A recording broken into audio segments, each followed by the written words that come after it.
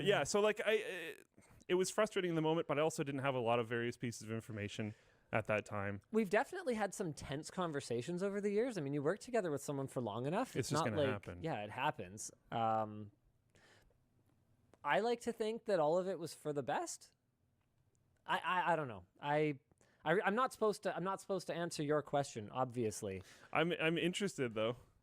Well, I mean, there was the time we both cried. Yep.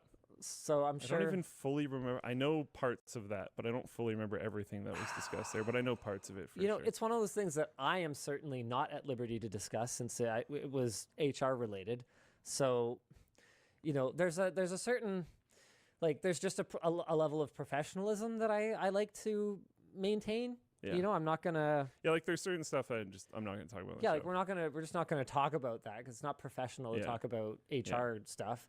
Like we've struggled, right? Like when you're building something for over 10 years, you're gonna, especially in a very scrappy way, you're gonna butt heads. Yeah. I'm sure there were times when I set really unrealistic expectations, like in the early days of Floatplane, that were extremely frustrating. There's not just the early days of Floatplane, but I think I am not the most. How do I say this?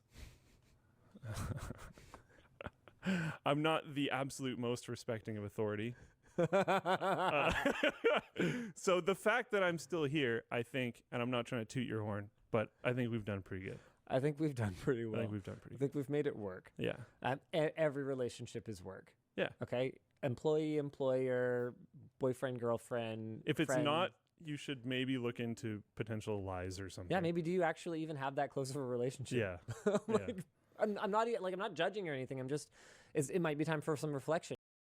Okay, last one for this section is from Anthony. Linus, what is your biggest regret as far as decisions you've made for LMG? These are spicy. My goodness. Biggest regret? Not taking the offer. No. No, I don't regret that, actually. I worried I would. Did I ever say how much the offer was? No. Oh. Well, it wasn't 6 figures, and it wasn't 7, and it sure as hell wasn't 5 or under. Yeah. It was a lot. It wasn't 8 either. So that should give you some idea. Yeah. I have not regretted it for a moment. It was a lot. I think that the timing was perfect to take an offer. Definitely had. We were having an absolutely. We were in the midst of an explosive year of growth. It was pre-income from Backpack and Screwdriver.